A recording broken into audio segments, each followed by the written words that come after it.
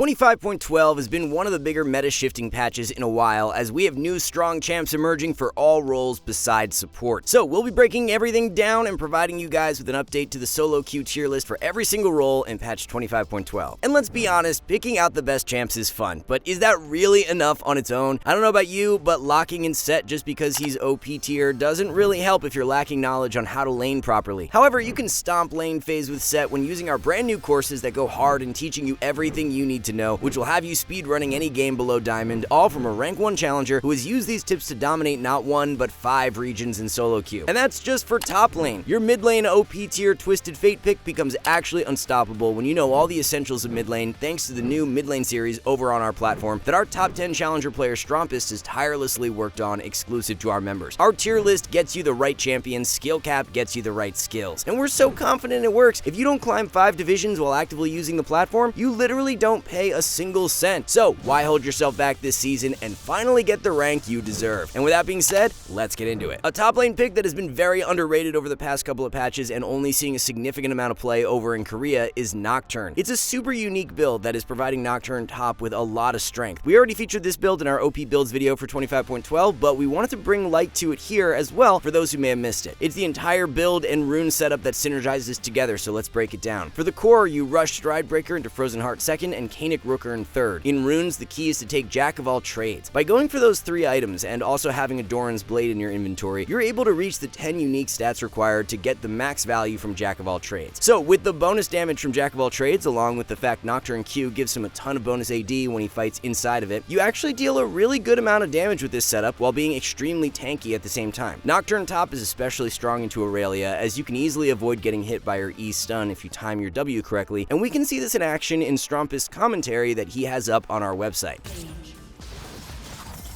Okay, got the block. Alright, nice. Nice. Okay, yeah, I mean, for Nocturne's tier list placement, we're going to be adding him to the S tier, and it will be interesting to see if he catches on more in the coming patches. So it turns out Rumble got absolutely scorched by the 25.12 nerfs, with his win rate dropping below 45%, and as a result, Riot has gone ahead and partially reverted some of the nerfs. Q max health damage is up from 6 scaling to 8% to 6 scaling to 9.2%. E slow has gone from 10 scaling to 30% to 15 scaling to 35%. So Rumble will still be in a weaker spot than last patch, but a tad stronger than where he started out in 25.12. With that being said, even with these hotfix buffs, they aren't going to boost Rumble's win rate up enough to where it would warrant a push out of C tier, so you should still be staying away from the champ in solo queue. So for the top lane tier list in 25.12, a lot of the changes have played out as we expected. However, one champ who has gained slightly more power than we were anticipating is Mordekaiser. So Mordekaiser's Q was buffed and the damage went up by 20 at max rank. This is proving to be quite impactful for Mord, as he has gained around 2% win rate. We were originally thinking the buff would only result in around a 1% boost, but since the buff has been more impactful, we'll be giving Mord that push up into S for mid-patch. The Jax and Aatrox buffs aligned more with expectations, as Jax is now back in a good A tier spot, and Aatrox continues to be played at an extremely high rate and is placed in the S tier. For an update on Gnar, as long as you're running the correct rune setup in 25.12, then he's not any weaker than last patch. Grasp is now pretty terrible on Gnar, but it's still his most played keystone rune. Last patch, Fleet and Grasp had identical win rates on Gnar, but with Grasp nerfed, Fleet is now winning 2% more, which is a significant gap. A jungler who's been pretty underrated for the past few patches that players are finally starting to pick up on is Trundle. Trundle has been seeing some play in the pro scene lately and fits into the solo queue meta extremely well too. Trundle's simplicity and incredible early game dueling strength allows him to thrive in the solo queue environment. Analytically, Trundle is a phenomenal pick into Lee Sin, who holds the highest play rate for any jungler in 25.12. Trundle players are winning over 55% of the time when going up against Lee, so if you're looking for a good answer to Lee now that he's being picked a lot more due to his buffs,